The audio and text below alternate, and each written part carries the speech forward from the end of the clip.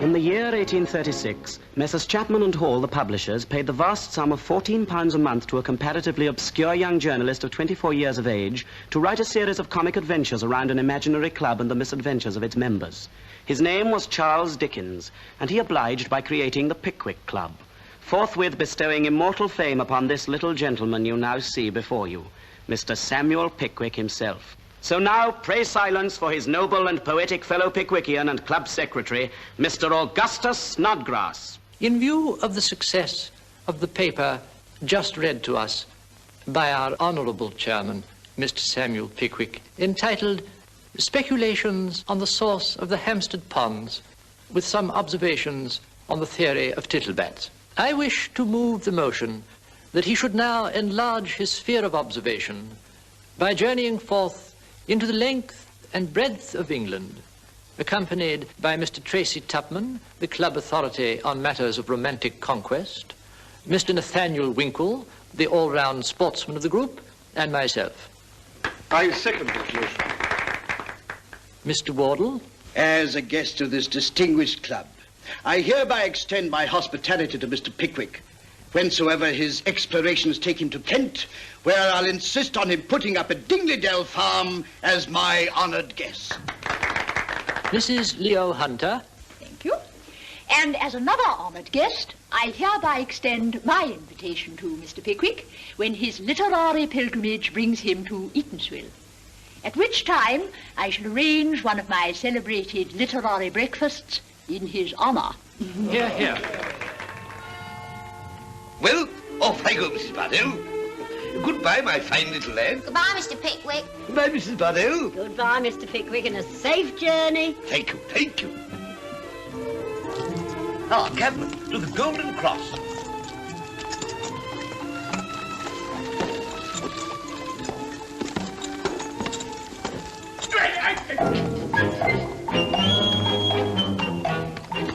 How old is that horse, cabman? 42. 42, extraordinary. I really must make a note of that for our next meeting of the club. But does he never suffer from fatigue? Only when we take him out of the cab. Then he always falls down. But when he's in it, we bear him up when it's tight and take him in when it's cool. And we've got a pair of large prize wheels on, so that when he moves, they run after him. He has to keep up, he can't help it. Bless my soul. Verification cab number 924. 42.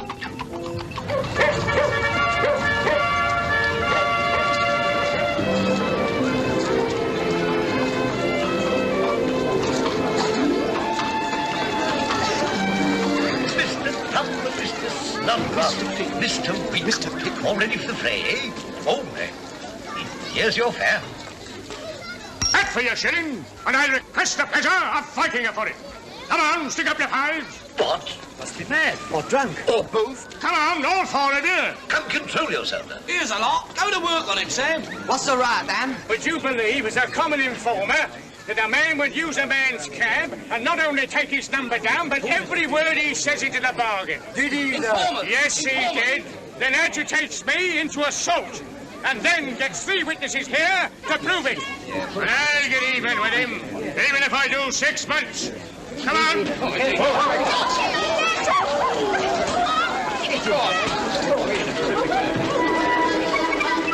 Stay, Rose, is this? Enough. What's the commotion? My dear sir, my name is Pickwick, Samuel Pickwick. I am chairman of the Pickwick Club, of which these gentlemen happen to be honoured members and my friends. I was merely making a few notes on the extreme age and singular habits of this camel's horse, it being our custom in the club to collect and comment upon anything we find particularly interesting, when he, without any... He's an informer! What? Respected gentleman, know him well. What's your number? 924. Take some off, 924, before confiscate license. Ah, none of your nonsense. Step this way, sir. All a mistake, never mind, never say die. Worst things happen at sea. Jingle's the name, sir. Alfred Jingle, Esquire. Step this way, sir. Come along now, that's right. Stand back there, please. Straight the way through, sir. That's right, that's right. Little weak at the knee, sir. Natural reaction. Recover in no time. There. I'm well adjusted to the strange mutability of human affairs. Ah, philosopher, sir? An observer of human nature, sir. So am I. Poet, too? No, my friend Mr. Snodgrass is a strong poetic term. So am I. Ah, change for a fiver, waiter? No, my dear sir. Our privilege... Oh, no, please, please. I insist. Well, if you insist. Your health, sir. And yours, gentlemen. Fine girl. Not a patch on the Spanish, though. Ah, noble creatures. Jet hair, black eyes, lovely forms, sweet creatures. Beautiful. You have been in Spain, sir? Oh, second home. Many conquests, sir? Thousands. Don Bolaro Fizgig, grandee. Only daughter, Donna Cristina. Love me to distraction. Jealous father, handsome Englishman. Donna Cristina in despair. Prussic acid. Oh. Stomach pumping portmanteau. Save life. Old Bolaro in ecstasies. Consenter union. Romantic story. Very. Is the lady in England now, sir? Dead, sir. Dead. Dead, sir? Dead.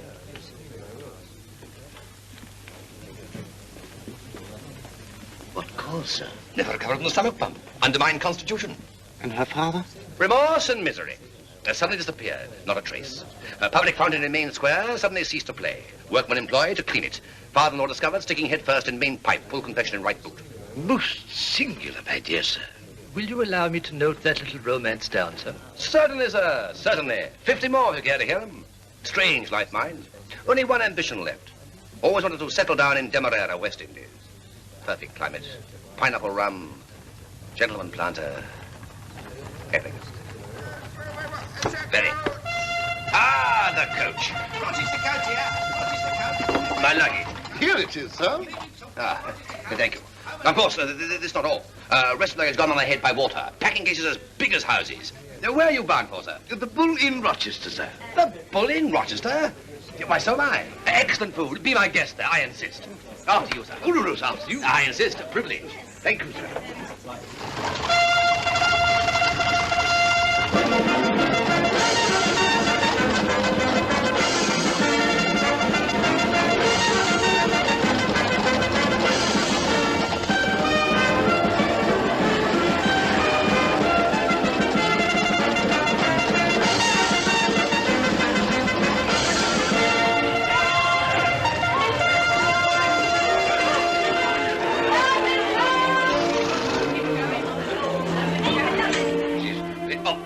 Of the Pickwick Club. Oh, I do believe Mr. Winkle has fallen asleep. Oh, good gracious, so is Mr. Snodgrass. Ah, mild wine. Excellent. Waiter, fill up all round. No expense spared. In vino veritas, no heel taps. Ah, you were saying, sir. Was I? Mm-hmm. Oh, yes, yes. The objects of the Pickwick Club. To study human nature and to be of service to it. Ever vigilant. What's going on upstairs, waiter? Lamps, glasses, harps. A ball, sir, in aid of charity. Tickets at the bar, sir. Half a guinea. Half guinea. Reasonable. Many fine women in this town, do you know, sir? Devastating. Everyone knows Kent. Apples, cherries, hops. Women. Could we go to the ball, Mr. Pickwick? Beginning. Fiddles tuning. Now the harps. Off they go. The ladies, God bless them. Oh, I should like to go very much. Very much. So should I. Confounded luggage. No rag to back. No money till bank opens in the morning. Provoking. Very. I should be happy not only to take you as my guest. No, please, please, but I insist. Wait. And also to lend you a suit of mine for the occasion. But you are rather slim, and I'm rather fat. A Bacchus dismounted from tub. Have some wine. I was about to observe that a suit of my friend Mr. Winkle would perhaps fit you better. He has a new blue coat with the club buttons. His own invention, and not yet officially in use by the rest of us. Just the thing. Let music be the food of love. Play on. Give me excess of it. Etc. and so forth. After you, sir.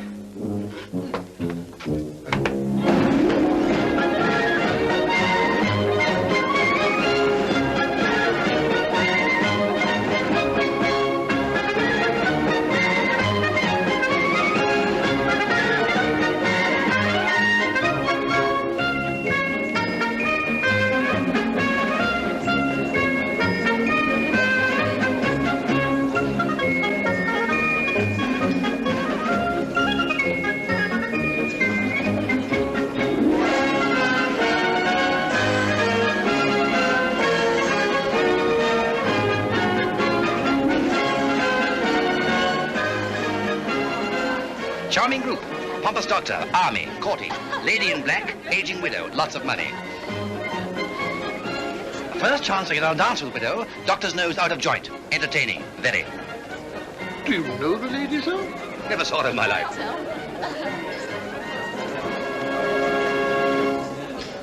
Your servant, ma'am. Jingle's the name. Lord Alfred Jingle, late Major of the 33rd. May have Donald Stars. So charming, please. May I? And what is the name, ma'am? Roger. Roger. Any relation of Colonel Roger?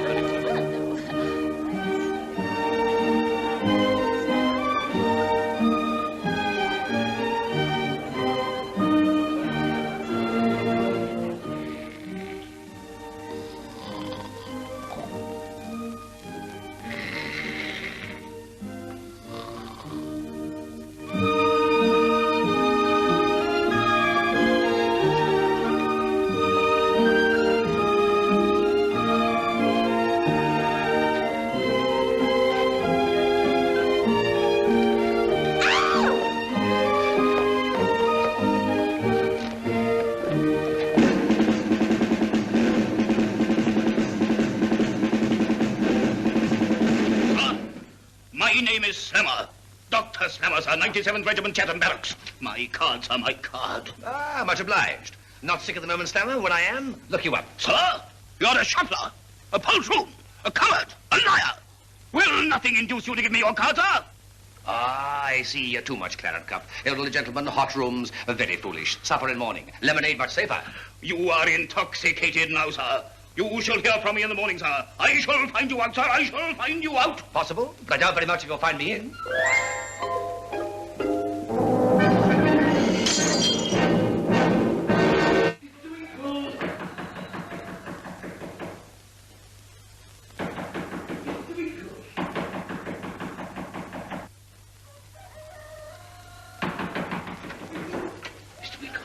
Mr. Winkle, the boots informs me that a gentleman in the coffee room is asking for you with great insistence. For me? For the gentleman who owns the blue dress coat with the gilt button, sir.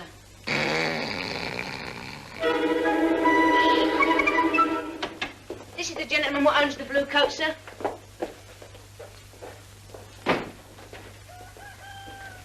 Sir, allow me to introduce my... You will not be surprised when I tell you I have called here on behalf of my friend, Dr. Slammer of the 97th. Dr. Slammer of the who? My friend, Dr. Slammer, commissioned me to say that should you plead the excuse of intoxication for your behavior last night... Intoxication? Mr. Winkle, never. He will consent to accept a written apology to be penned by you from my dictation. A written apology? For what, sir?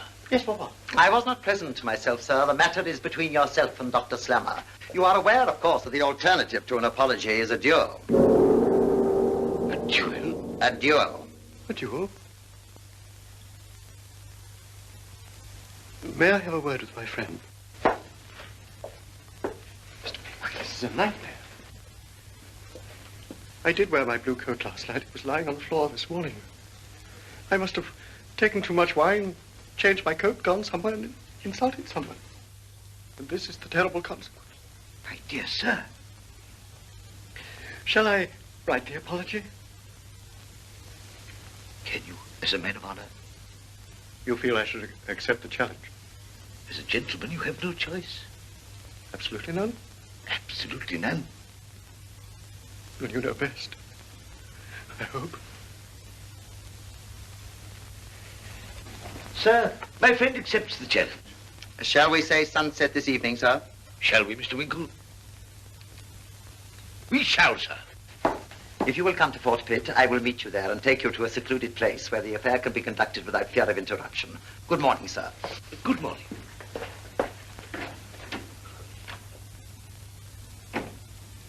You will need a second, Mr. Winkle. Shall I? I should be honored to attend you. Thank you. Not at all. Cause of friendship, sir.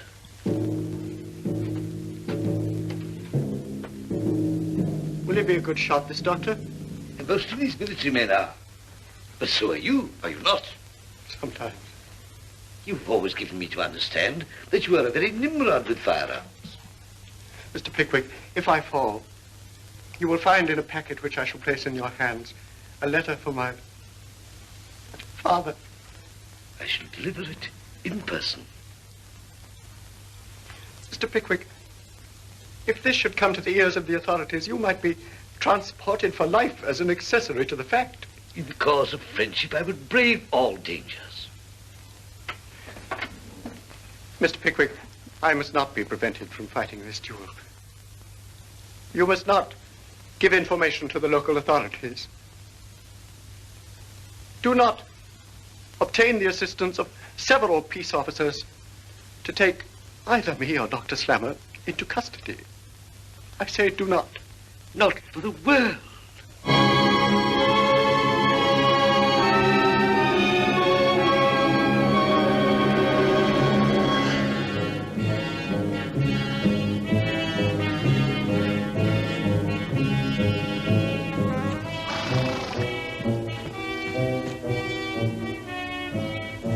There is nothing more to be said, I think, sir. An apology has been resolutely declined. Yes, sir, it has. They are loaded. Do you object to using them?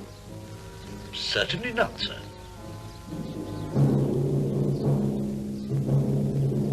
We may place our men then, I think. Yes, I think we may.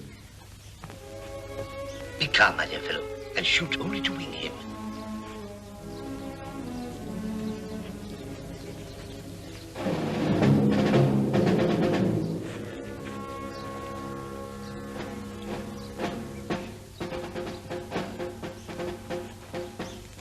In 15 seconds precisely, upon the command, 20 paces, turn and fire. 1, 2, 3, 4. Are you sure you have that letter, Mr. Pickwick? Yes, yes, my dear fellow. Concentrate on the matter at hand. Who are you?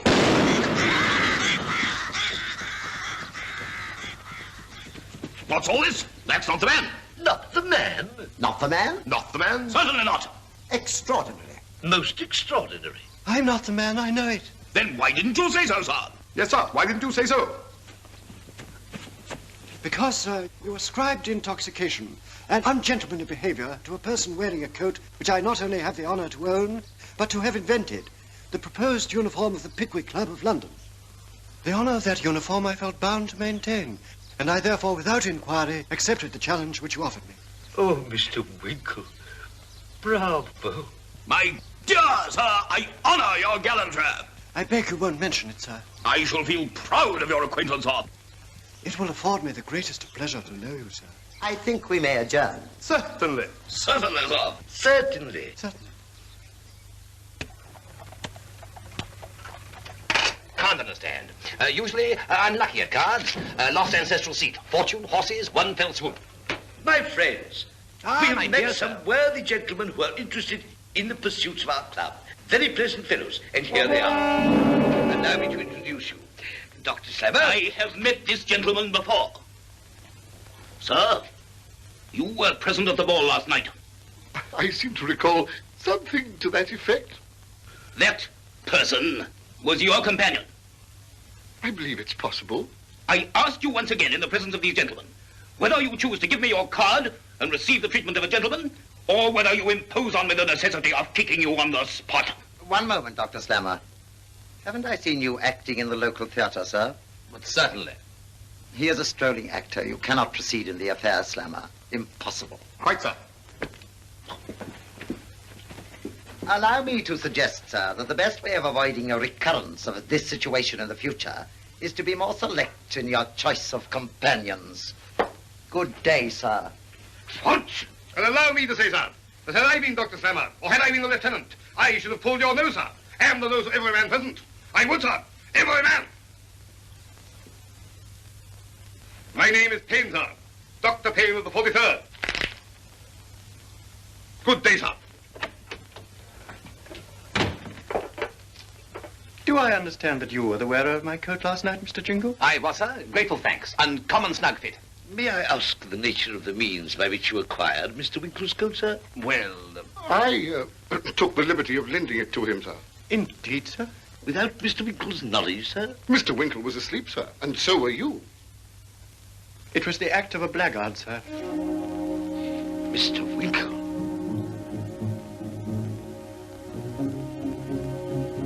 Sir, you have called my friend a blackguard.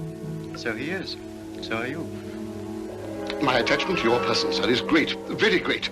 But upon that person, I must now take summary vengeance. Come on, sir. Mr. Winkle, you dare stand there and admit to me that you were about to descend to fisticuffs? Such is my intention, sir. And why not, pray? Why not, sir? Because you are too old. Too old? And if any further reason were required, you are too fat. Sir, this is an insult. Sir, it was intended as one. Sir, you have called me old. I have. And fat. I reiterate the charge. Sir, you're a fellow. Sir, you're not. Restrain them, Snodgrass! Mr. Pickwick, we go! Mr. Pickwick, you must not imperil your distinguished life. Mr. Pickwick, with the eyes of the world upon you, and Mr. Tubman, who in common with us all derives a lustre from your undying name. For shame, gentlemen. For shame. Mr. Snodgrass speaks for us all, gentlemen. Swallow this, a brandy and water. A jolly old gentleman, lots of pluck, capital stuff. Thank you, sir. I'm ashamed at having been betrayed into such a warmth of feeling. Understandable. Very good. Take my leave, au one and all. A pressing engagement. Not goodbye, but au revoir. Au revoir. You're certain, gentlemen. You're Gentlemen, Mr. Jingle is the viper in our midst. Viper? Viper, sir. Nonsense, Winkle. Nonsense, Winkle. Nonsense, Winkle. Very well, then. We shall see. A riding mare and a pony cart for Mr. Pickwick.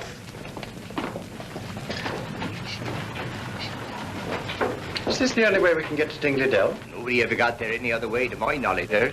Bless my soul, who's going to drive? I hadn't thought of that. Why, you, of course. As quiet as a mouse, sir. A Hinford Nams could drive him. He doesn't shy, does she? Not if she met a wagon load of monkeys with their tails burned off. But, who's going to ride the horse? Why, you, Mr. Winkle. You're the all-round sportsman of this expedition. You can ride a horse, I hope. Oh, naturally. Born in the saddle. But surely I'm depriving one of you other gentlemen of pleasure. No. Perish the thought. You're privileged, sir.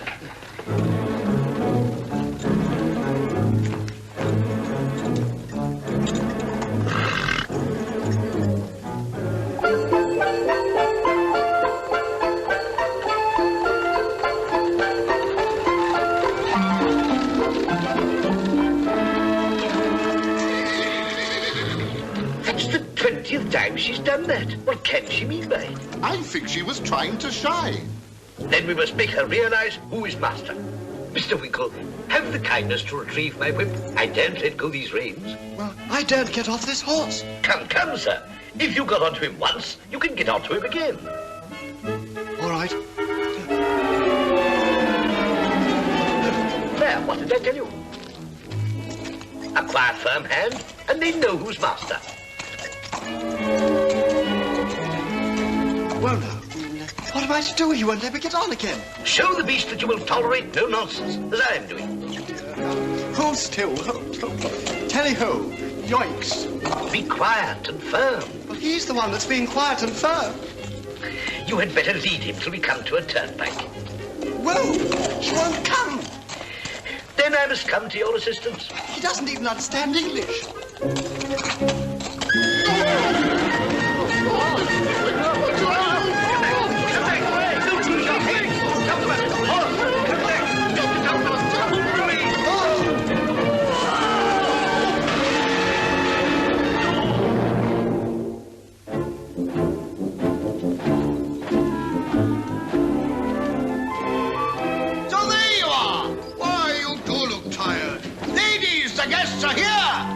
Have you been doing? So you've been spilt, eh? Not hurt, I hope, eh? Joe!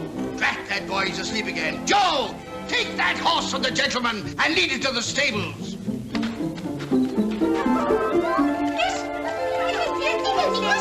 My dear Mr. Pickwick, gentlemen, welcome to Dingley Dell. My daughters, gentlemen. How'd you do? And that's my sister, Miss Rachel Wardle. She's a miss, she is, and yet she ain't a miss, eh, sir, eh?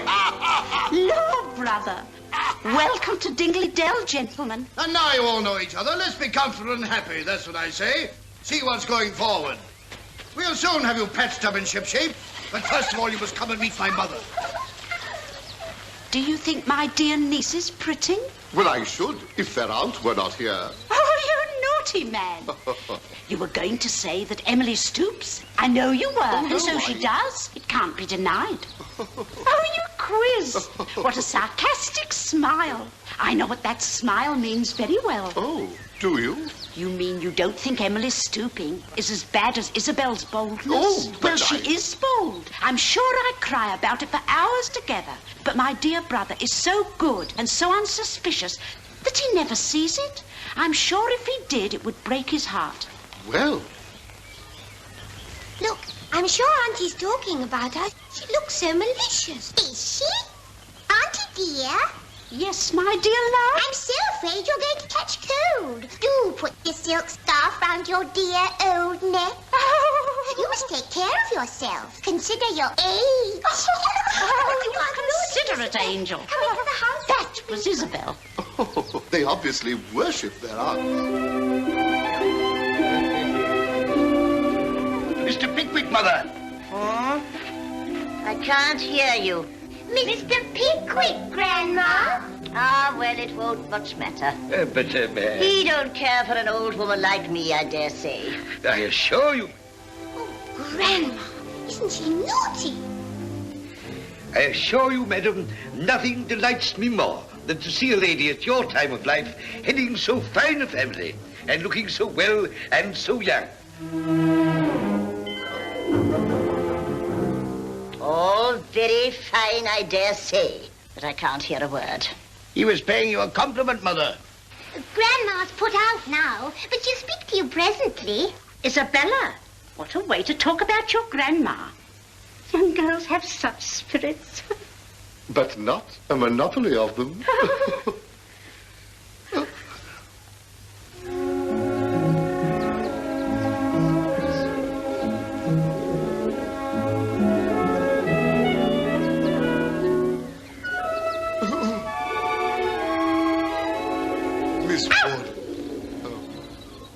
Miss Wardle, you are an angel. Oh, Mr. Tupman, all women are angels, they say. Then what can you be? To what can I, without presumption, compare you? Where else can I hope to find so rare a combination of excellence and beauty? Oh, men are such deceivers. They are, but not all men. There does exist at least one being who could never change, who would be content to devote his whole existence to your happiness, who lives but in your eyes, who breathes but in your smiles. Could such an individual exist? He does exist.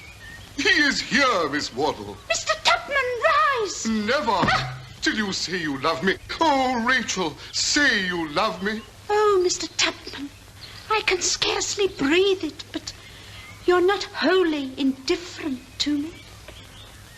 Oh, Rachel, my angel. Oh, Mr. Tupman, we are observed. What do you want here? Lunch is ready, sir. Oh, lunch is ready. Have you just come here? Just. He knows nothing of what happened. Nothing. He was asleep, as usual.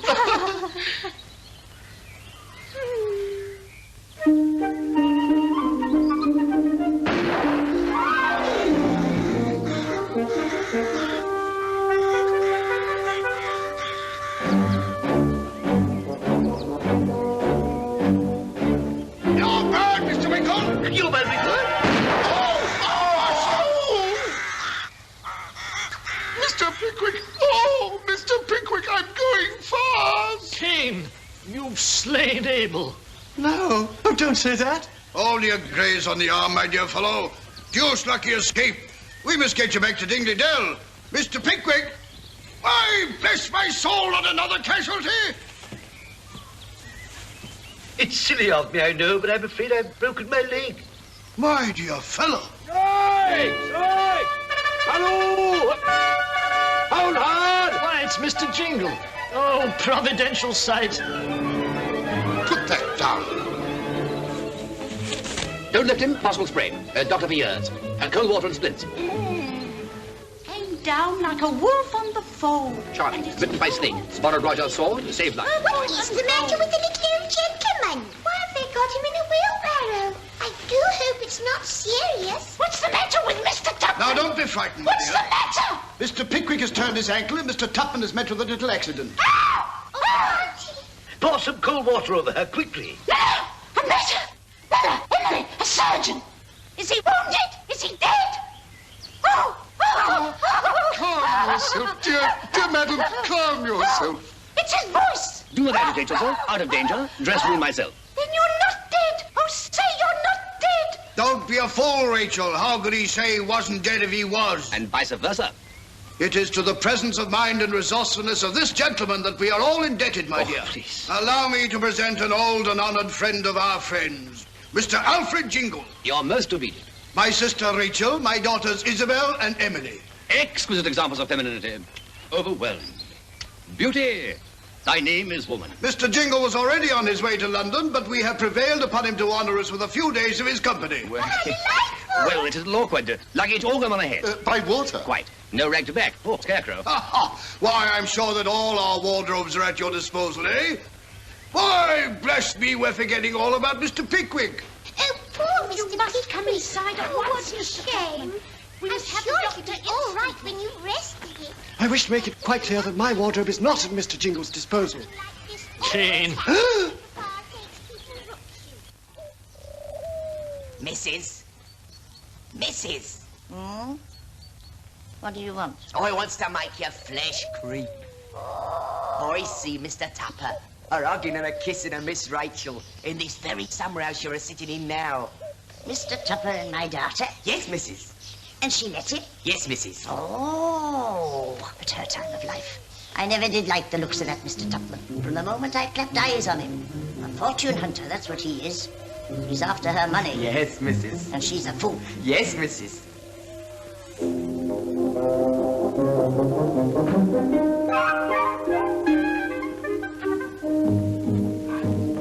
Miss Wardlaw. Forgive intrusion. No time for ceremony. All is discovered. Sir? Shh. Fat boy, scoundrel, treacherous dog, toad old lady. Old lady furious, raving. My mother. You and Tuppy. Kissing in greenhouse. Mr. Jingle, if you're trying to insult On me... the contrary, overheard, fat boy. Come to warn you. Dreadful danger. Tender my services. Prevent hubbub. Other hand, think it an insult. Leave room. What shall I do? My brother will be furious. No possible doubt. Outrageous. Oh, Mr. Jingle, what can I say? Say he dreamt it. Nothing simpler. Fat boy horsewhipped, your word believed. End of matter. One word of warning. Beware of false heart beating beneath smiling face. Whatever do you mean? Wild horses wouldn't drag. Only wants you for your money. You're referring to Mr. Tupman? Lip sealed. Old friend, lady killer. Loves another. Another who? Niece, Emily. My niece? It can't be. I won't believe it. Watch him. I will. Watch his looks, his whispers. He'll sit next to her at table. He'll flatter her and cut you. Cut me? Dead, you'll see for yourself. I will indeed. You'll cast him out? I will. You'll take another? Yes. You shall. I shall be that man. Worship from first. Devoted slave. Inner torment, sleepless nights. Fortune of my own. Love you for yourself. Death do us part. Dare I hope? Oh, Mr. Jingle.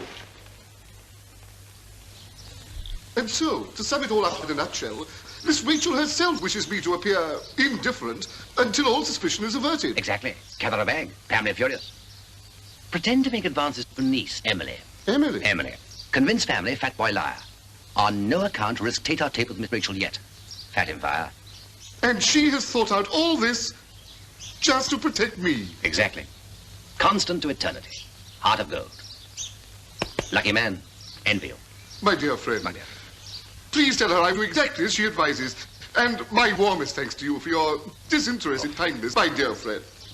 How can I ever help you? Oh, don't talk of it. Unless... Need £10. A very particular purpose. Repay you in 3 days. Well, if it's only for 3 days, I think I could oblige you. 3 days at the outside. After that, rich man. Repay you twofold. Remember, not a look. Not a wink. Not a syllable. Not a whisper. If anything, be rude to her. Rude? Rude. Only way to convince family. Remember, take care. I'll take care. And I'll take care.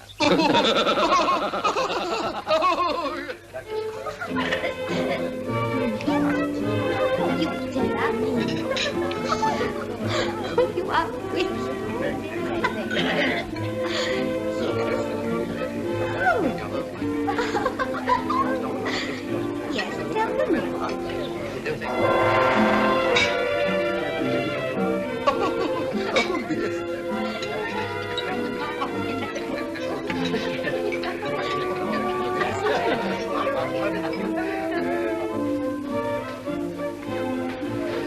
I hate the rich. You were so right, Mr. Jingle. Noblesse oblige.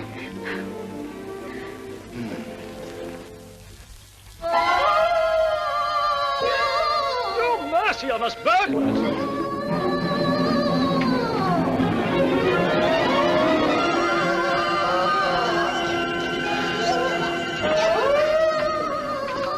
Ladies, whatever is the matter? Oh, Mr. Pickwick, Aunt Rachel's elope with Mr. Jingle. What? You villain! You were bribed by that scoundrel Jingle to put us off the scent with some cock and bull story about Miss Rachel and Mr. Tupman. Irony! He's eloped on the £10 he borrowed from me. I paid the fellow's expenses. Oh, I don't stand it, Mr. Pickwick. I'll have justice. Restrain yourself, Mr. Tupman. Please, keep calm. Now get back to bed, all of you. I'm going to follow and bring her back. Joe, put a horse in the gate. Mr. Pickwick, Papa's going to follow them. It was my £10. Ladies, keep calm. Mr. Jingle shall be brought to task without bloodshed. I will accompany Mr. Wardle. I'll flash him. I'll flash him. We will put Tupman back to bed. I'll not stand it, Pickwick. I'll have my lawyer undressed.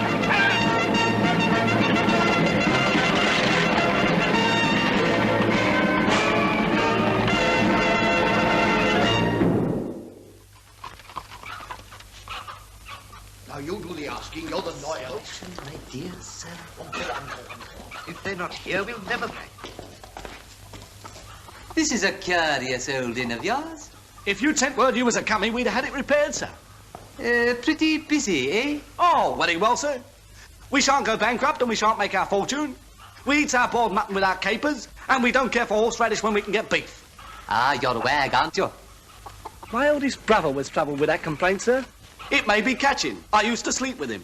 The fact of the matter is, we want to know, and we ask the question of you in order that we may not arouse apprehension inside, we want to know who you've got in the inn at the moment.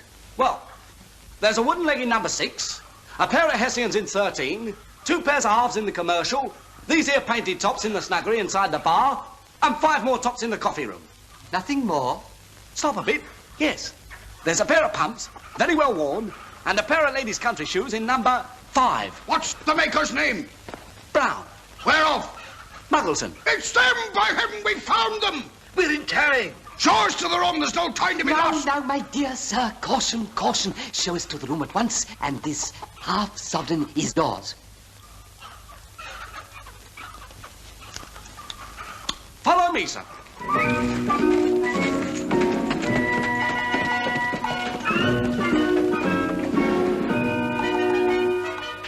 Open up. Yes, yes. Oh.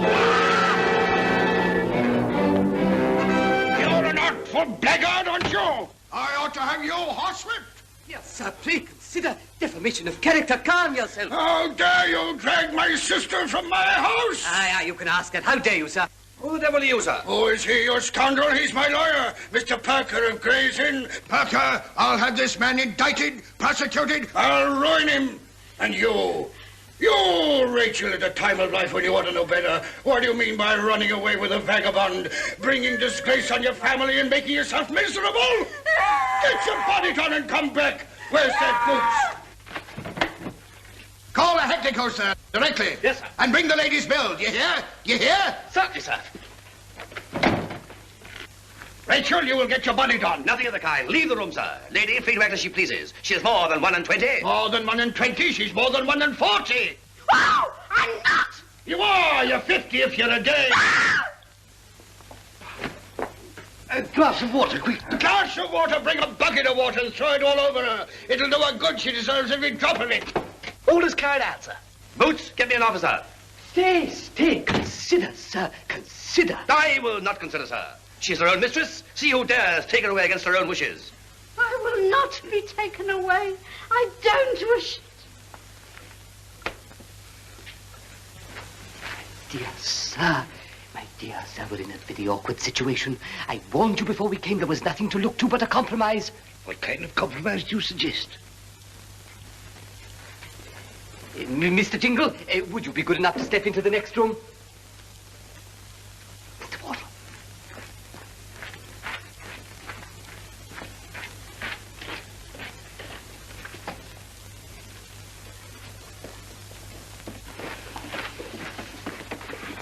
Well, sir? Now, my dear sir, I put it to you. Don't you think that £50 and liberty would be better than Miss Wardle and her expectations? Won't do. Why not? Not enough.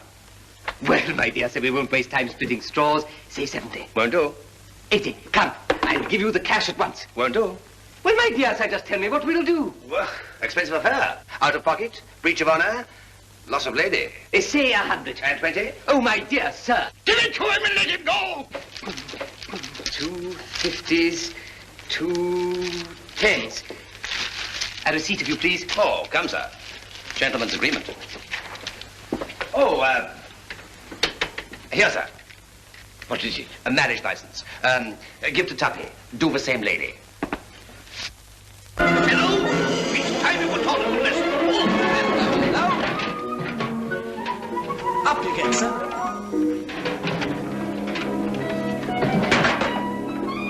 Furniture must be cheaper where you come from, sir. Hold still, sir. Now, what's the use of running after a man as has made his lucky and got to the other end of London by now, eh? To the Golden Cross.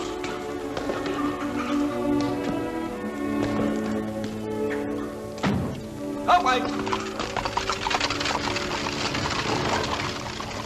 To think that I have been the innocent cause of so much indignity. It will be my solemn duty to settle with that villain, if ever I meet him again. Ah, the world is very full of villains, to be sure, sir. What you need, if you don't mind my being so bold, is extra reserves to fall back on if and when, sir. Extra reserves? A henchman, sir. A confidential gentleman's gentleman. A valet, sir. Someone as can clean your shoes so as you can see your face in them. Now you come to mention it, I believe I do need a manservant. And he's standing right before your very eyes this very minute, sir. Or I'm a Dutchman's donkey with the Red Rock Hotel. But have you any reason to be discontented with your present place? Well, before I answer that question, sir, I should like to know in the first place whether you're going to provide me with a better. So out with it, as the father said to the child when he swallowed the farthing. I must give it serious thought. Yes, very serious thought. I shall have to raise the matter with Mrs. Bardell, of course, my housekeeper. But if she approves, as I've no doubt she will do, yes, I think it would be a most admirable arrangement. I'll speak to Mrs. Bardell at once.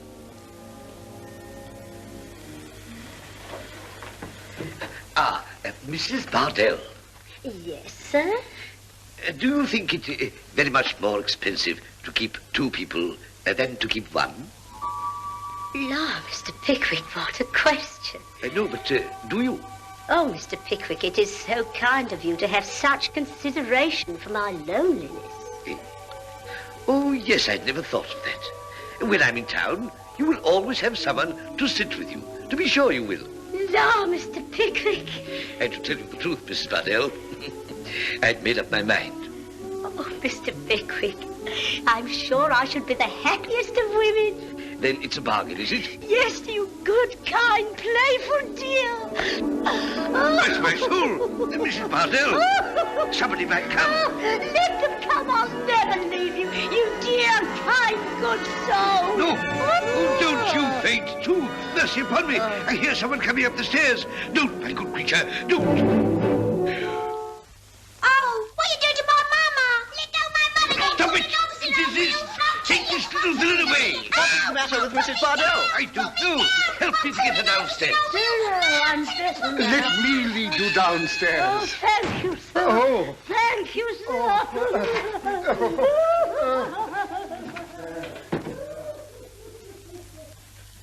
A very extraordinary thing. Very. Placed me in an extremely awkward situation. Extremely. Mr. Pickwick, there's a man downstairs wants to see you. Says his name is Vella. Shall I tell him to be off? No, indeed. Be good enough to call him upstairs, Mr. Snodgrass. Certainly.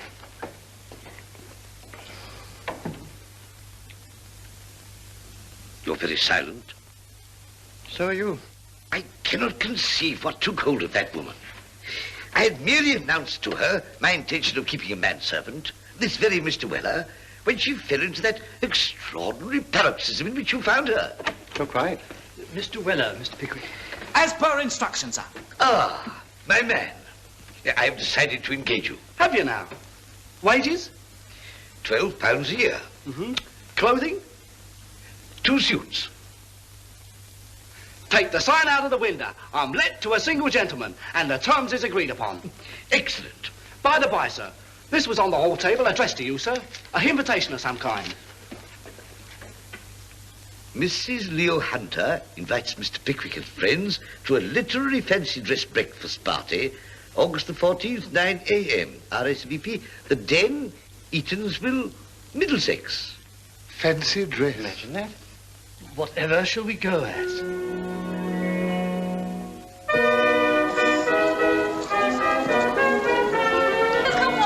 Welcome all to our pastoral revels on this gladsome day. As my stalwart fellow worshippers of Thespius know, it is our custom at these garden gatherings of the gifted to offer up our latest offspring of praise at the altar of Parnassus. So with all humility, I shall break the metaphorical ice. Thank you. Ode to an expiring frog. Some lines written by myself. Can I view thee panting, lying on thy stomach without sighing? Can I, unmoved, see thee dying on a log? Expiring frog? Shh. Say, have fiends in shape of boys, with wild halloo and brutal noise, panted thee from marshy joys, with a dog, expiring frog? Most affecting. Such elegant sentiments. I didn't like it. Thank you. Ah, my guest of honor. Bravo, Mrs. Hunter, ma'am. Beautiful. Finely expressed. Thank you so much, Mr. Pickwick. Praise from one as renowned as yourself is praise indeed. I must make a promise not to stir from my side the entire day. There are hundreds of literary lions here I must positively introduce to you, and none other than the special, very famous Captain James Fitzmarshall himself. Where is he? Captain Fitzmarshall, come to me directly. Pray make room to let Captain Fitzmarshall pass. Coming, dear lady. Coming, quick as I can. Crowds of people. Hard work, very. Dear madam, you're most obedient. Crossed half England to be at your side today. I want to introduce two famous people to each other. Quite forgot. Instructions, coachman. Back in a the moment. servant can do it. No, ma'am. Do it self. Back in no time. So far. Well, meanwhile, may I introduce Mr. and Mrs. Nupkins and their ward, Miss Arabella Allen? Honoured. Mr. Pickwick? Sir, madam, honoured. Permit me to ask you, ma'am, who that gentleman is and where he resides. Oh, that's the famous explorer of the Himalayas. Yes, his residence. He's at present at the Angel Inn at Bury St. Edmunds. Oh, must you go, Mr. Pickwick? £1,000, ma'am. No, he's gone. But this is catastrophe.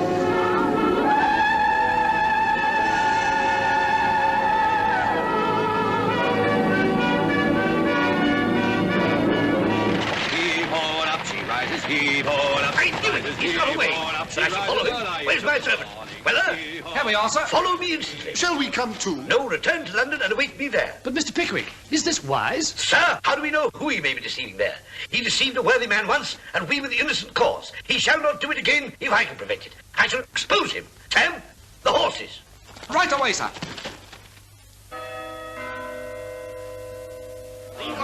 Take a man, Dr. Undercoat. Get me out of here, Rob. I don't like that. Take it.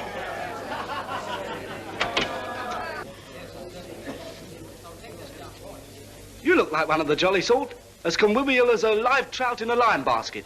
Well, I was out late with my master last night. Oh, and what is your master's name? Fitzmarshall. What? Captain James Fitzmarshall? Him has explored the Himalayas? Give us your hand. I should like to get to know you better. I likes your face. Now, isn't that strange? I like yours so much, I wanted to speak to you from the very first moment you come in the door. Did you, though? I need a friend to talk to.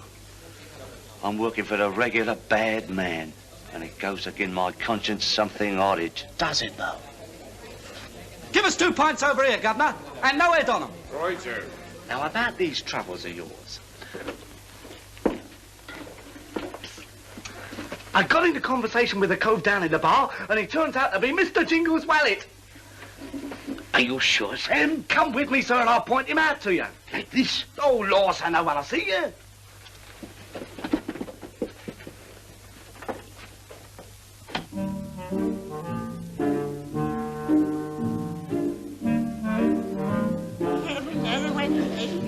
Right away, ma'am. That's him, sir. Name of Trotter. He looks as great a rogue as his master. Oh, no doubt on it at all, sir. But I'm getting him very merry, sir. His tongues are wagging at both ends already. And I'll soon have it a wagging in the middle as well. Now, you just go up to your room, sir, and wait.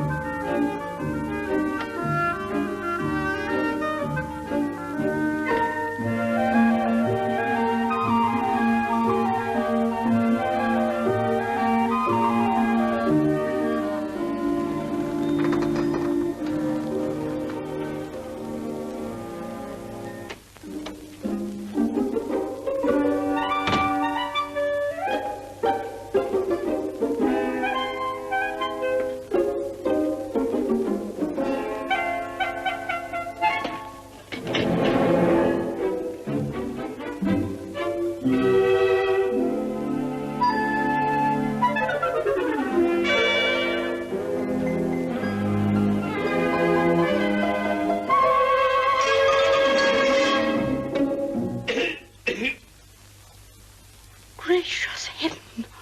What's that? It's only a gentleman, ma'am. Ah, a strange man.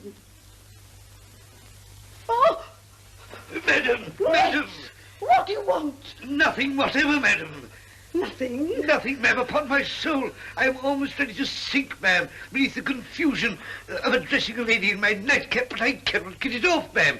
It is evident to me that I have mistaken this bedroom for my own. If this improbable story be true, sir, you will leave instantly. I will, madam, with the greatest of pleasure. Instantly? Certainly, ma'am. I'm only sorry to have been the innocent cause of this alarm and emotion. Deeply sorry, ma'am. Please leave at once.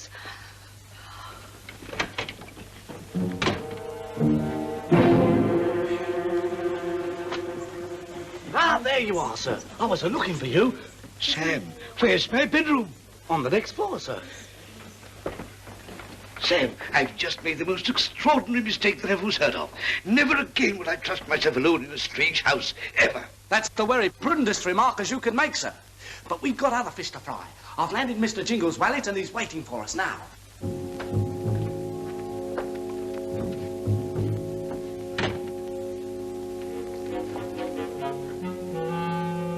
Now, Mr. Trotter, divulge your information to my master, if you please.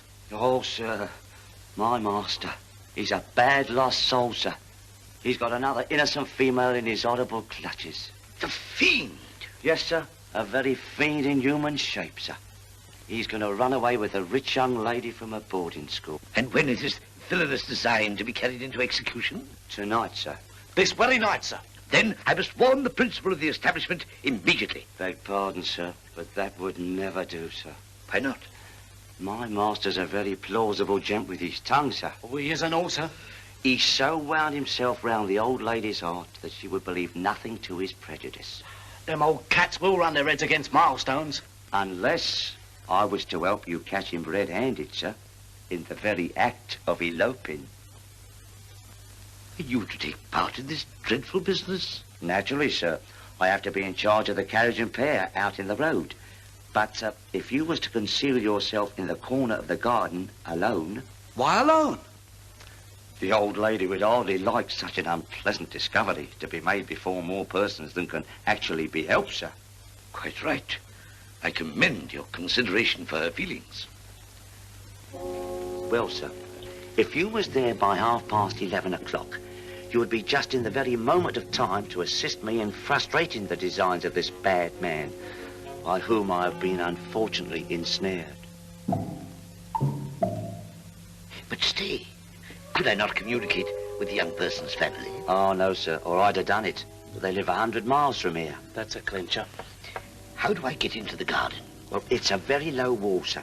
And if you go to the back door and tap on it as soon as you hear the clock strike 11:30, my master and the young lady will come from the inside thinking it's me that's tapped.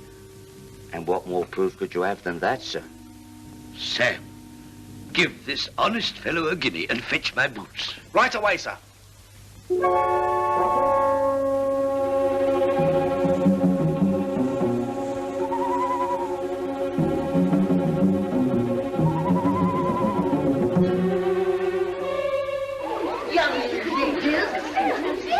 Is the meaning of this? Oh, Mum, there's a strange man in the garden. He's been hiding there for an hour. 2 hours? Yes, he has. He's come to murder us all. Murder us? Nonsense. No, ma'am, begging your pardon, it ain't nonsense. I seen him climb over the wall with my own eyes an hour ago. Girls! Girls! I insist on your looking into the garden immediately. Oh, I don't want to. I've been murdered. I insist on your looking into the garden immediately. Do you hear me, cook? Do you hear your Mrs. Cook? What an impudent thing that cook is.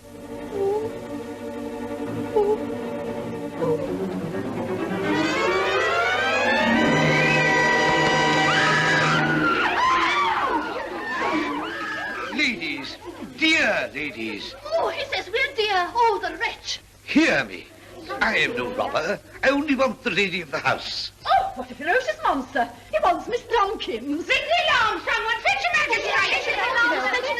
Mr. Tompkins. Only hear what I've got to say, I beseech you. I've come to warn you that one of your young ladies is going to elope tonight. Girls! Elope? Who with? With your friend, Captain James Fitzmarshall from the Angel Inn. My friend? I never heard of any such person. Mr. Jingle, then. Jingle? Jingle?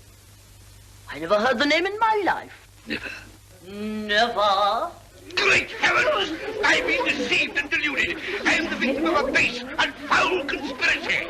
It's my opinion he's a madman, Miss Tompkins. Cook, fetch them straight. I assure you. Move not an inch till Mr. Nupkins gets here.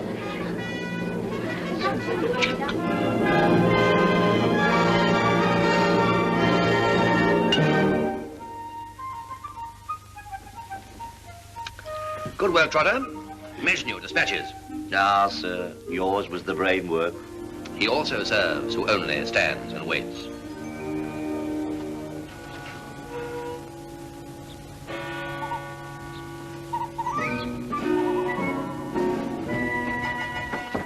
Well, where's the villain, eh? Oh, calm yourselves, ladies. Calm yourselves. Mr. Tompkins is here. Well, ladies, what's all this? Ah! Who are you, sir? Explain yourself, sir. Don't lie, sir. You'll regret it if you do. What's the charge, ma'am? He's a madman, Mr. Nupkins. He says one of my girls is eloping with a Captain Fitzmarshall from the Angel Inn. What? Captain Fitzmarshall? Ridiculous. What's that, sir? Ridiculous, sir. I know Captain Fitzmarshall. My wife is acquainted with Captain Fitzmarshall. Then, sir, she's acquainted with an unprincipled adventurer, sir, who preys upon society and makes easily deceived people his dupes. A truer word was never spoke. Ah, my manservant. He will confirm every word of it. Confirm every word, sir. That is so. My master, Mr. Pickwick here, is one of them dupes what he just mentioned. Yes, sir. Unhappily, I am. Dear me. Don't I know you, sir? You do, sir. We were introduced at Mrs. Hunter's literary breakfast. Good gracious, so we were. You see, madam. And you tell me that Captain Fitzmarshall is an adventurer? Don't call him Captain, nor Fitzmarshall neither. He's just a strolling actor, he is. Name a Jingle. It's very true, sir. My whole business in this town is to expose the very person of whom we speak. Sir, we must discuss this matter further elsewhere. Ladies, I trust you will not press further charges against this gentleman now that I can vouch for him. Not if you vouch for him, of course, Mr. Nupkins. It was all a very natural mistake. Thank you, madam. Sir, I'd better see you to your place of residence. I shall proceed with the matter of Captain... Mr. Jingle tomorrow. Ladies, with your kind permission. Your very obedient servant, ladies. 1,000 abject apologies. Pray don't mention.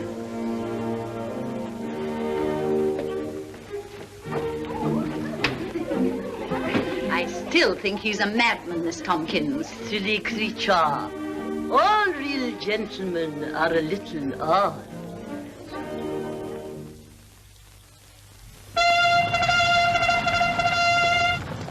Good day, sir. Good day, Mr. Nupkins. My dear sir, I have brought with me this morning my wife and my ward with the express purpose of having you reveal to them the true nature of this Mr. Jingle. You know women, sir, gullible creatures.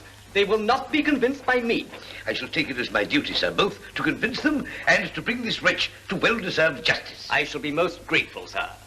Ah, my dear, here is Mr. Pickwick. You remember him, of course. Your obedient servant, ladies. Good morning, Mr. Pickwick. My dear madam, my dear young lady, I wish I were the harbinger of happier tidings. I assure you this grieves me as much as it does all of us. I always expected something of this kind, Mr. Pickwick. I suspected Captain Fitzmarshall from the start, but my advice was ignored, as it always is, by Mr. Nupkins. But, my dear... I never did trust Captain Fitzmarshall, Mr. Pickwick. I knew he was trying to make fools of us. You may thank your guardian for that, my dear. How I begged and implored that man to inquire into the captain's family connections. But, my dear... Don't talk to me, you aggravating thing, don't! You professed yourself very fond of Captain Fitzmarshall. You constantly invited him to the house and lost no opportunity of introducing him elsewhere. Didn't I say, Arabella? Didn't I say he would lay this at my door? My love, you're terribly unjust. Isn't it too much, after bringing this disgrace upon our heads, without taunting me with being the cause of it? How are we ever going to hold our heads up in society again? How can we face the Parkinsons? Let alone the Griggses. Oh, but what is that to your guardian? Ladies, I'm sure this can all be rectified. Ah, Mr. Nupkins. Mrs. Nupkins, Miss Arabella. With Mr. Pickwick. Sir, I have only this to say to you, sir. I might have taken a greater revenge for the indignities which I've suffered at your hands, but I will content myself with exposing you, sir, which is a duty I feel I owe to society. Good fellow, Pickwick, fine heart, a stout old boy, but a little odd, slightly eccentric. I will add this, sir. I consider you to be a ruffian, sir, and a rascal, sir, and worse than any man I have ever seen, or even heard of. Sir, do you admit you're an impostor? Never admit anything, sir. Bad for liver. What's to prevent me as magistrate from detaining you and your accomplice as rogues and impostors? What's to prevent me? Pride, old fellow, pride. Turn down old Sidney Porkenham for richer young captain. Make it public? Oh, not for worlds. Wretch! We scorn your base insinuations. You never deceived me for a moment, sir. Oh, of course not. Raving about me yesterday. Catch of season. Bite a bit. Look foolish. Very. Sir, you dare to insult ladies. Then, sir, let me tell you this, sir. Your path leads even lower than I had thought. It leads to the prison, sir, and to the poorhouse, and possibly to the gallows. Oh, tut, Pickwick, must not be passionate. Brave blood vessel. Sir, we have heard enough. Go! No, sir. Not until my brother-in-law-to-be, Mr. Justice Sturley, has given his legal opinion on your case, sir. Finest legal brain in the country, sir. I shall confront you with him, sir. Pray do, sir. Oh. Mr. Sturley, would you step inside, sir? Allow me. Mr. Pickwick, my sister-in-law, Miss Witherfield, and her fiancé, Mr. Justice Sterling. Oh, my dear.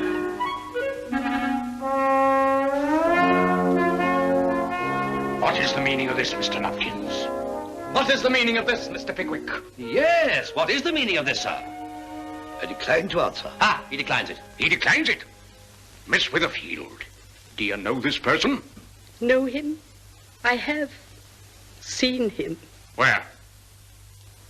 That I would not reveal for worlds. I understand you, ma'am, and I respect your delicacy. It will never be revealed by me, you may depend upon it. Upon my word, ma'am, considering I am affianced to you, you carry this matter off with tolerable coolness. Tolerable coolness, ma'am. Oh, cruel Mr. Sterling. Sir, kindly address your observations to me. I alone am to blame, if anybody be. Oh, you alone are to blame, are you? And this is the gentleman who has maligned me, or hypocritical, very. Is it possible you have attempted to hoodwink me, sir? To what you, sir? To hoodwink me, sir. And to hoodwink me, sir? And hoodwink me, sir. No, I am not, sir. How dare you? Ah, I see through you, sir. And I do too, sir. I saw through you from the start, sir. But you shall answer for it, sir. You shall indeed, sir. Answer for what, sir? Never mind, sir. The rogue. Captain Fitzmarshall, we have wronged you. Gentlemen, a secret of some delicacy in which this lady is concerned is the cause of the difficulty between us. When I assure you, sir, that it has no relation to yourself and is not in any way connected with your affairs, I need hardly point out to you that should you continue to dispute it, you cast doubts on my veracity, which I can only find extremely insulting, sir. Your glove, sir.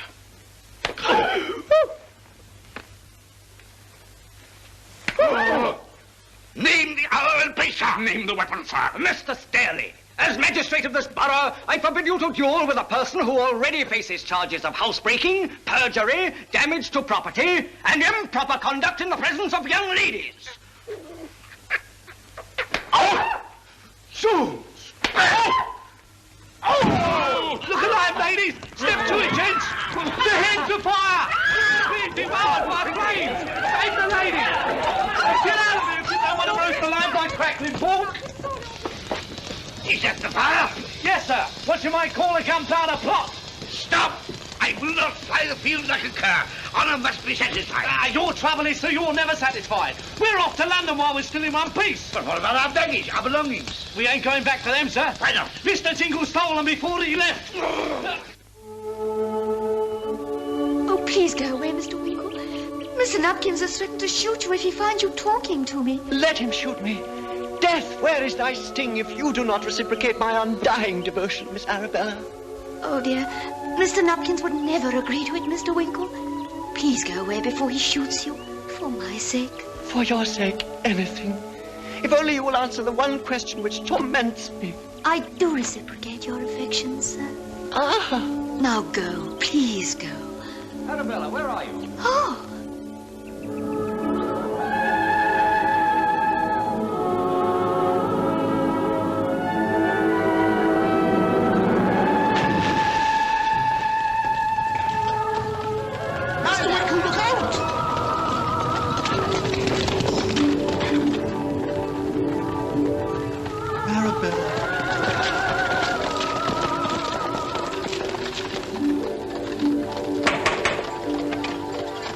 Good morning, gentlemen. Good morning. Good morning, Sam. Good morning, Sam. Good morning. Mr. Pickwick is waiting for you.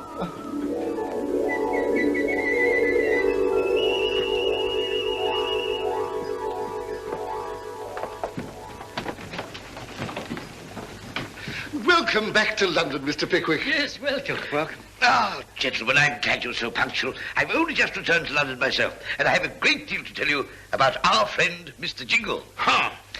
Any sign of Mrs. Bardell yet, Sam? None, sir. A gentleman left this downstairs, sir. Extraordinary.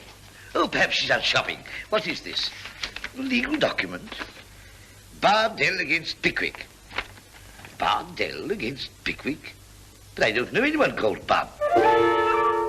Having been instructed by Mrs. Martha Bardell to commence action against you for a breach of promise of marriage, for which the plaintiff lays her damage at £1,500. We beg to inform you that a writ has been issued against you in this suit in the Court of Common Pleas, and request to know by return of post the name of your attorney in London. We are, sir, your obedient servants, Dodson and Fogg. Dodson and Fogg? Bardell against Pickwick? It's a conspiracy. It's a base conspiracy on the part of these rascally lawyers, Dodson and Fogg. Mrs. Bardell would never do it. She hasn't the heart. She hasn't the cause. Whoever heard me address her in any way but that in which a gentleman would address his housekeeper? Well, oh, quite. Of course. Exactly. It's a vile attempt to extort money from me. What are you going to do? Do, sir? Fight it, of course. I'll deal with this Dodson and Fogg.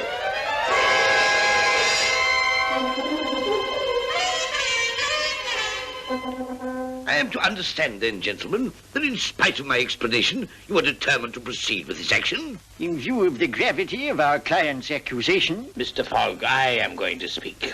I beg your pardon, Mr. Dodson. You are correct in that understanding, sir, to which I may add that both Mr. Fogg and myself advise you to settle out of court. Never, sir. In that case, I had better serve you with this writ now, sir. Very well, gentlemen. You will hear from my solicitor. We shall be happy to do so, sir. Very happy. And before I go, gentlemen, permit me to say that of all the disgraceful and rascally proceedings... Stay, sir, stay. Mr. Jackson, Mr. Wick. Sir? I really want you to hear what this gentleman says. Pray go on, sir. Disgraceful and rascally proceedings, I think you said? I did, sir. I repeat it. You hear him repeat it, Mr. Wicks? Yes, sir. You hear that, Mr. Jackson? Every word, sir. Perhaps you'd like to call us swindlers, sir. Pray do so if you feel disposed. Now, pray do, sir. I do. You are swindlers. Very good. You'd better call us thieves, sir. Perhaps you'd like to assault one of us. Pray do so if you would. We would make not the slightest resistance. You just come away, sir. Battledore and shuttlecock's a very good game, provided you ain't the shuttlecock and two lawyers ain't the battledores.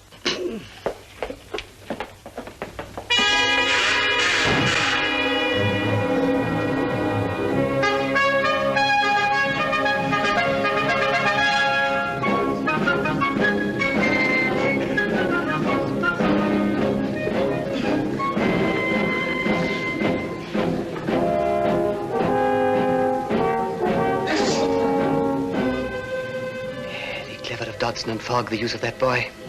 Brilliant effect on the jury. I trust you won't let it make you unduly nervous. I have never been more confident, sir, that truth and justice will prevail. It wouldn't make a nice change. Here comes Sergeant Busfuss, the counsel for the prosecution.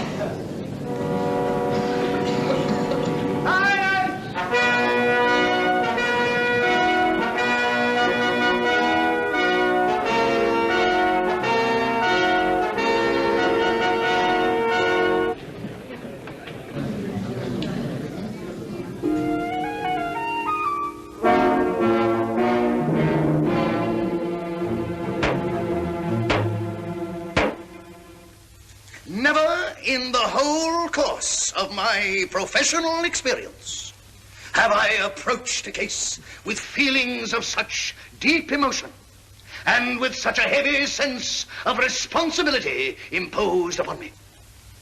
A sense of responsibility, I would add, which I could not support, gentlemen, were I not buoyed up and sustained by a conviction so strong that it amounts to a positive certainty that the cause of my much injured client must prevail with the high-minded and intelligent gentleman I now see in this box before me. The plaintiff, gentlemen, is a widow. Yes, gentlemen, a widow. Sometime before her tragic loss, her husband stamped his likeness upon a little boy. With this little boy, the lonely and desolate widow shrunk from the world and retired to lodgings in Goswell Street. What were the thoughts that came to this lonely and desolate widow?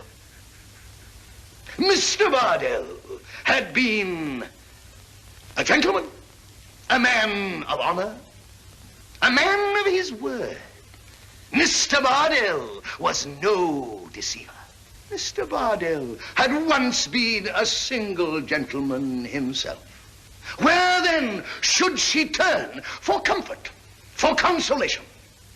To whom should her lodgings be let but to a single gentleman whose conduct and propriety would serve as a constant reminder of that paragon, that saintly personification of the best impulses of our imperfect nature, gentlemen, the late Mr. Bardell.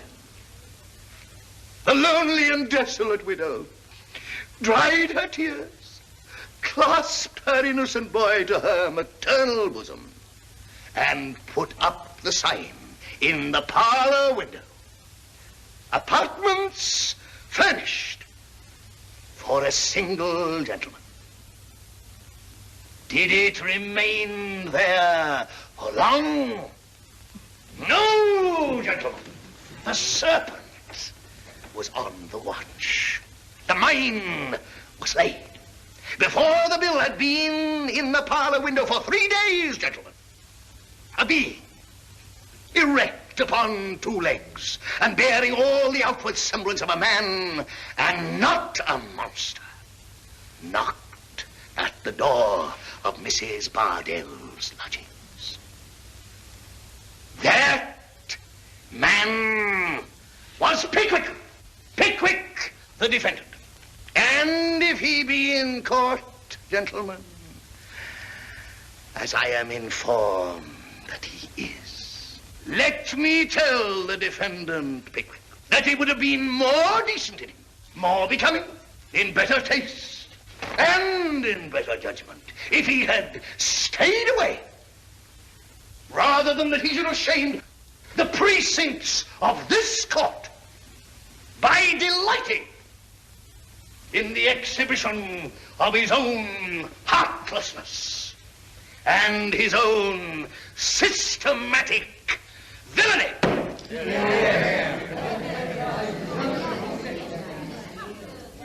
The facts and circumstances, gentlemen, you shall now hear detailed. Now, sir, have the goodness to let his lordship know and the jury know what your name is.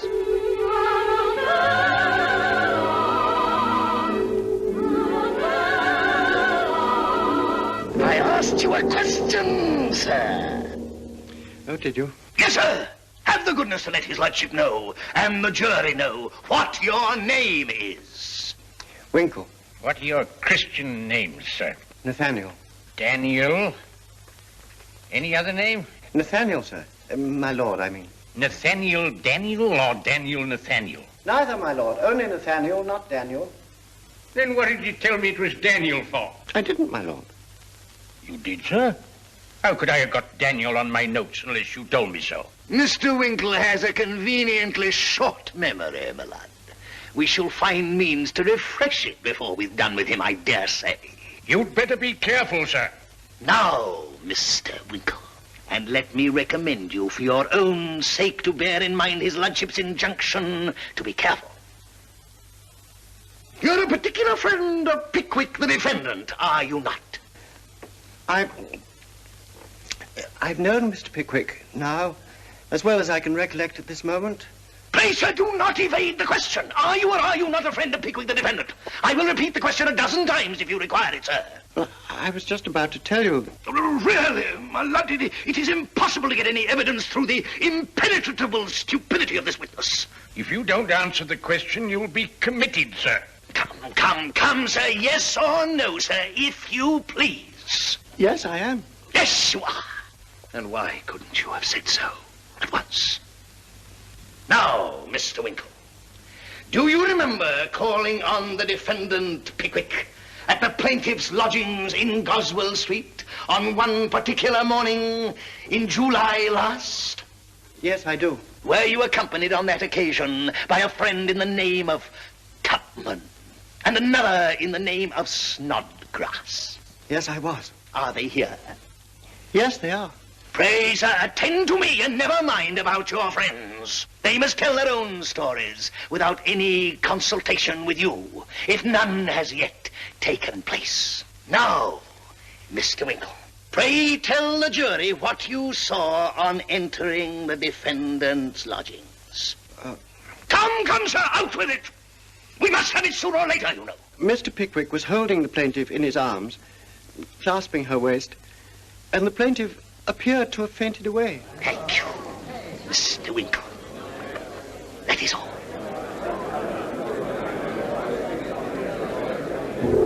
I have only one more question to ask you. Will you undertake to swear that the defendant Pickwick did not say on that occasion, "My dear Mrs. Bardell, you are a good soul. Compose yourself to this situation. For to this situation you must come," or words to that effect? I didn't understand him so, but I was on the staircase and couldn't hear distinctly. The impression on my mind is... The gentlemen of the jury want nothing of the impressions on your mind, which I fear will have little effect upon honest, straightforward men. You were on the staircase, and you did not distinctly hear. Yet you will not swear that Mr. Pickwick did not make use of the expressions I have quoted. No, I will not. He means, my lord, that he dare not. No questions, my lord.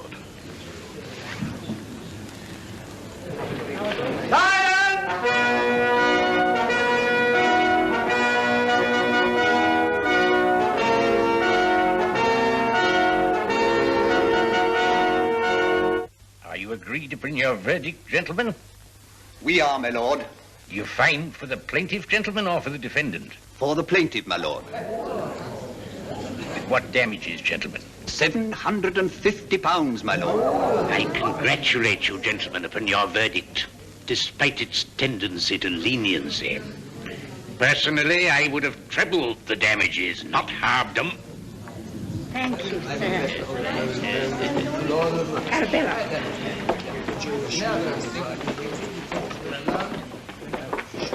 Well, gentlemen? Well, sir. You imagine you'll get your costs, don't you, gentlemen? I think it is rather probable, sir. We shall try to. You may try until you're blue in the face, Mrs. Dodson and Hogg. Dear Mr. Pickwick. But not one farthing of costs or damages will you ever get from me. The alternative is hardly a pleasant one, sir. The debtor's prison, Mr. Pickwick. If the alternative were to spend the rest of my life in a debtor's prison, Yes, sir, please consider. I would yield myself up with perfect cheerfulness and content of heart. You'll soon think better of that, sir. Yes, we'll soon see about that, Mr. Pickwick. Will you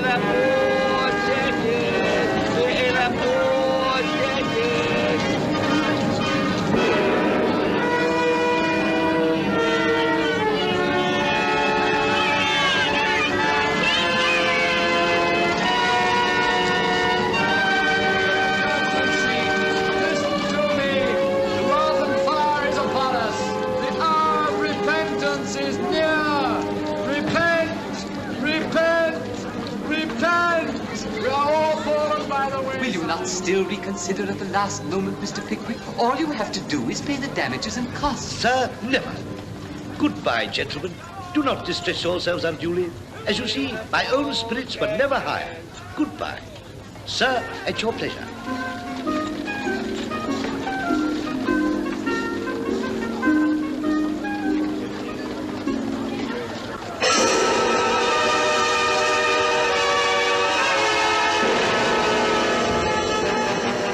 Prisoner Pickwick, sir. Come with me.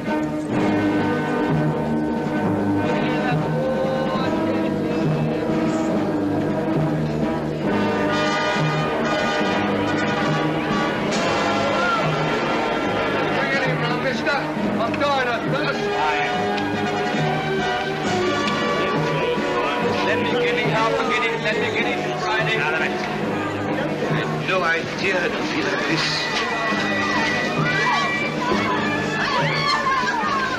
I told you before. I warn you again, I'll put you in irons.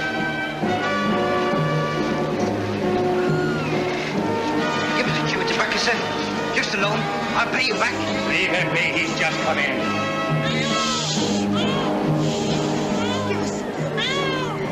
Go away. Samuel, I sure shouldn't be at home here. What's the matter? How pitiful. How pitiful. I never dreamed that any place could be so destitute. Why, bless you, sir, they're living in luxury on this side. You should see them on the poor side. Food. Hungry.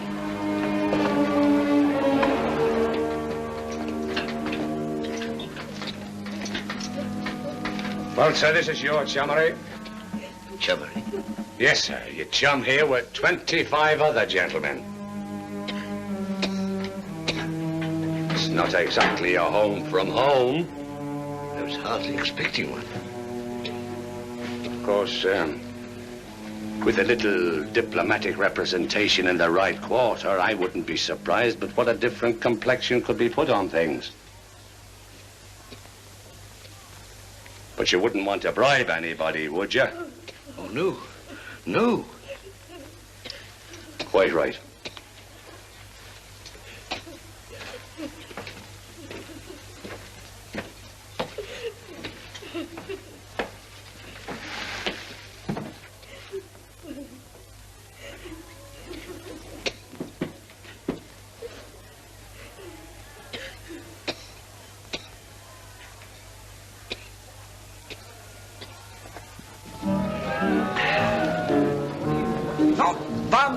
farthing of damages do you get from me, he says. Even if I spend the rest of my existence in a debtor's prison. Very vigorous words, Sammy. As does the old gent credit, my son. Except that he meant them. Eh? Every word. He's in the Fleet prison this very minute. Gone there of his own accord, he has. Gone there of his own accord? Why, what good will that do? They eat 'em alive in the Fleet. Matter of principle, says he. Right, sir? In we goes then, says I. No, Sam, says he. The Fleet prison is no place to bring a young man into. I shall continue to pay your wages, he says. And if ever I do leave this place, Sam, he says, I pledge you my word that you shall return to me instantly. So I come straight away to find me old father, what I know is propping up this here weddy bar, in this here particular low haunt, at this here particular time of day. And here I was. And what can I do, Sammy? You can favour me with the loan of £25. What good would that do? Nothing. Unless you was to ask for it back 5 minutes afterwards, and I was to say I won't pay and cut up rough. What, your own father? Shame on you, Sammy. Well, you wouldn't think of arresting your own son for the money and packing him off to the Fleet prison for a debt now, would you? You unnatural old vagabond, you. I always said you'd end up in prison, Sammy, my son.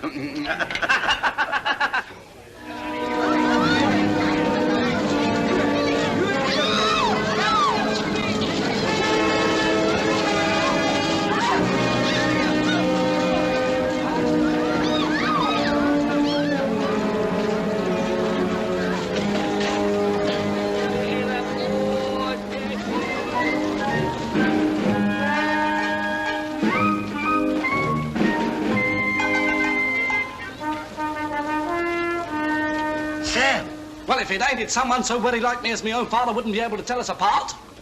What are you doing here? Just visiting, in a manner of speaking. Visiting? But they only allow my lawyer to visit me. Ah, but it's different in my case, sir. I'm a prisoner. I was arrested this here very afternoon, I was, for debt. Arrested for debt? Yes, sir. And the man that's put me in here said that you'll get out afore I do. So I better be after finding myself a bed somewhere afore I do anything else. Bless my heart and soul. How much was the sum? £25. I'll pay it. Begging your pardon, sir, you'll be doing nothing of the kind. And tomorrow morning, I'll be after finding you a room to yourself. A room to myself? Is that possible? Well, this is a debtor's prison, ain't it? Anything's possible if you slip the warders a pound or two.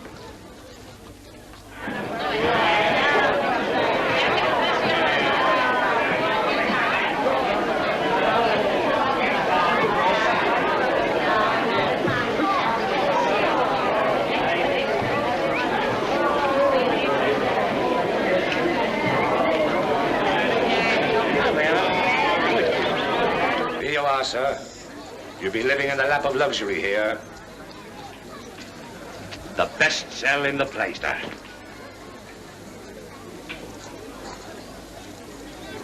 I thank you, sir. I wish I'd known you were the paying kind when you first came, and we wouldn't have had that little misunderstanding.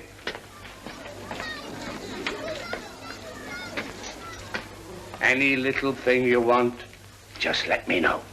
Don't worry, be Bill. Thank you. Come on, come on. Don't stand here a-gaping. You've got work to do. All we need now, sir, is a little canary bird a-singing away in the window, a kettle doing likewise on the hearth, and who's to say we ain't in Kensington Palace itself? It's wonderful what money will do for you in one of these here debtors' prisons, sir. Wonderful. Oh, come and give us a little smile, sir. Go on, it won't crack your face. That's it.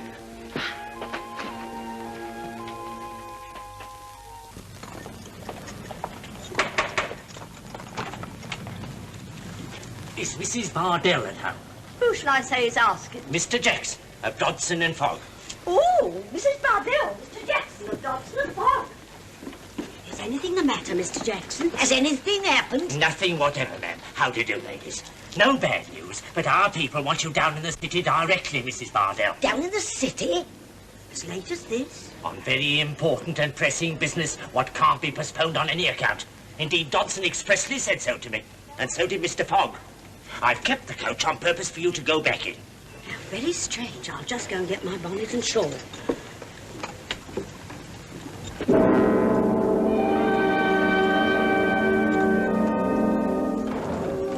Prisoner Bardell. Take her in. Yes, sir.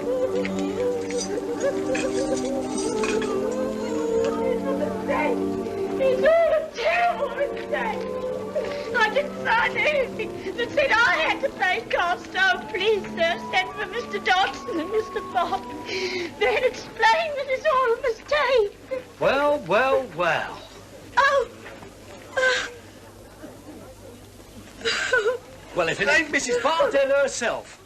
District visit in the poor. Don't bother the woman. She's just come in. Not as a prisoner.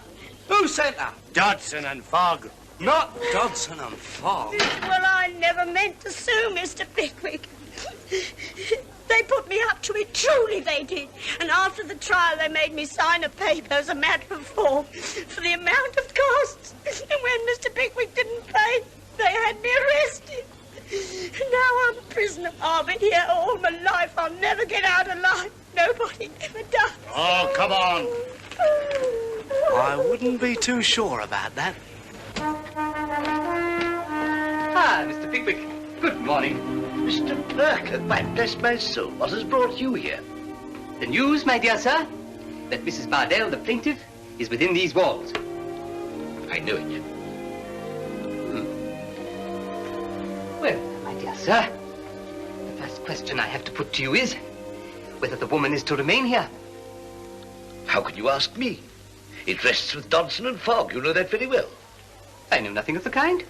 It rests solely and entirely with you, sir. With me? With me? I say that her speedy liberation from perpetual imprisonment rests with you and you alone. Hear me out, my dear sir, and do not be so very energetic. I say that only you can rescue her from this den of wretches by paying the costs of this suit, both of defendant and plaintiff. I pay her costs? Or leave her to expire in a scene of misery and debauchery to which no man should be consigned if I had my will, but the infliction of which on any woman is even more frightful and barbarous. You are quite right. I was putting my stubborn battle with two sharks before my Christian duty to a misguided creature. Take whatever steps are legally necessary, Mr. Perker. Splendid. I shall.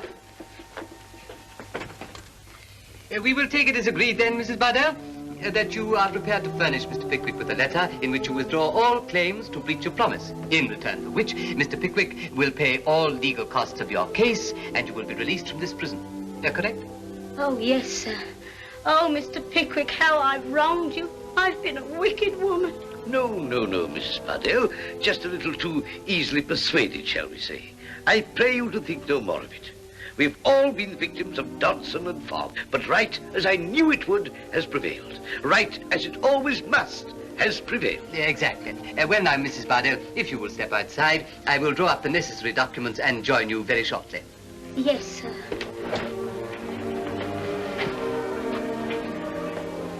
Bless you, Mr. Pickwick.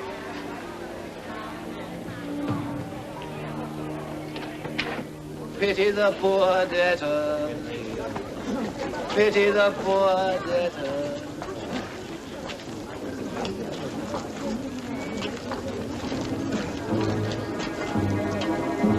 Pity the poor debtors. Pity the poor. Mr. Jingle. Mr. Pickwick. Queer place. Strange thing. Serves me right, very. Have you no boots? Gone, sir. Man must eat. Lived on them for a whole fortnight. Silk umbrella, ivory handle, a week. Oh, pawnbroker's shop. Small sums. All rascals. My poor Mr. Jingle. No, sir. Deserve it. Nothing left now. Lie in bed, starve, die. Inquest, hush it up. Natural causes. Workhouse funeral, deserve it all. All over. Drop the curtain. Nothing of the sort. I won't hear of it. Here. Take this. Buy yourself some warm clothes at once and a good hot meal.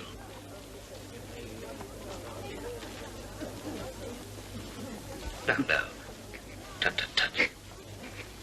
Come, my dear fellow. Ungrateful dog. Good fellow. Boyish to cry. Can't help it. Bad fever. Deserved it all.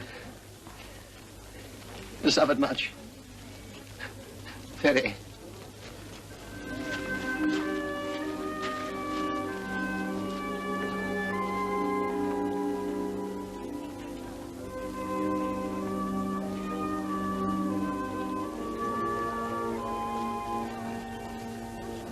The sun's smarting my eyes. That's clever of it, seeing it ain't even out.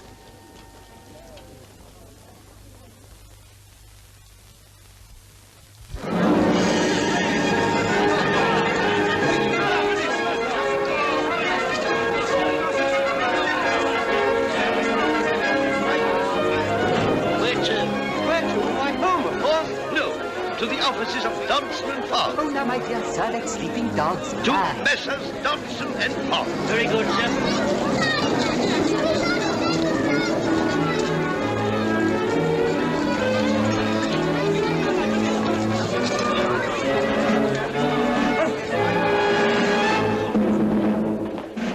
Just a moment, sir.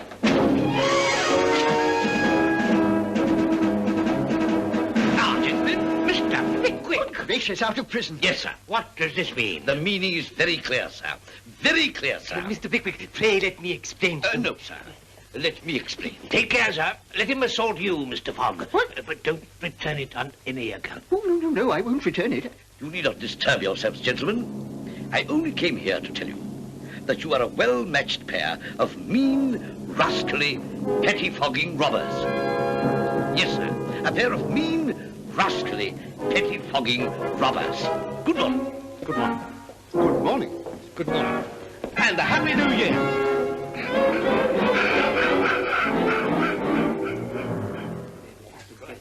Now I feel my old self again. Capital. And now to work. Sam, is Mr. Jingle here yet? Mr. Jingle is outside, sir. Good. Ask him in. Mr. Jingle, this way, sir, if you please. Mr. Jingle, come in. You know my lawyer, Mr. Perker, I think? Lawyers. Too late. Remorseful, very, but no means of reparation. There is no question of reparation, sir. At Mr. Pickwick's instigation, I have obtained for you a passage from Liverpool to Demerara in the West Indies. West Indies? Yes, sir. You have often spoken nostalgically of wishing to retire there, and I feel it would constitute a new lease of life, as it were. At a loss, sir.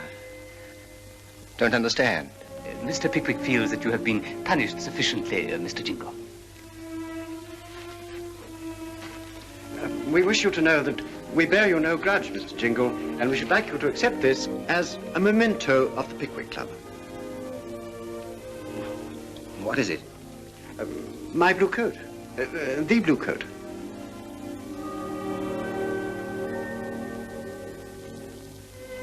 Would like to express sentiments suitable to occasion. First time in my life. No words. No words. No words. Tut, sir. None needed.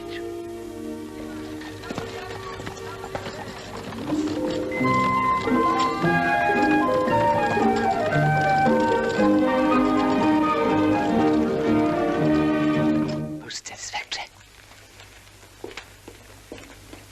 And now, Mr. Pickwick, we have a problem that we have only withheld from you until this moment by dint of extreme restraint. Snodgrass. Oh, extreme restraint. Dear me, not a very serious problem, I hope. Explain the circumstances, Winkle. Well, Mr. Pickwick, sir. Yes? I've had the fortune to lose my heart to a certain young lady, sir. Why, congratulations. Alas, sir, they're premature. Why?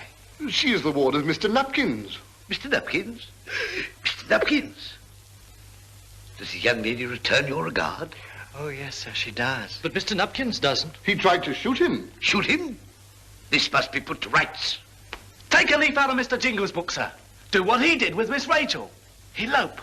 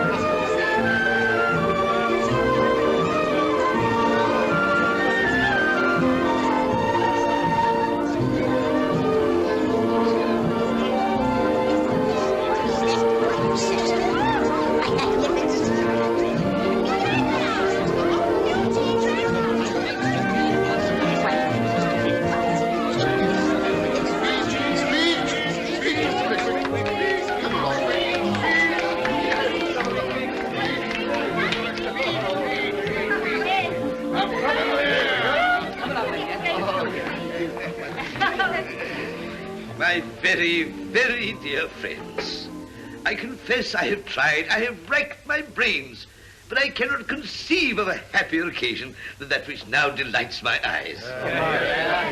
My three fellow members of the Pickwick Club, after many adventures in the cause of enlightenment, adventures which I think I may say were victorious, are now embarked upon an adventure which I am sure will prove to be even more felicitous and rewarding than any that they have embarked on here before.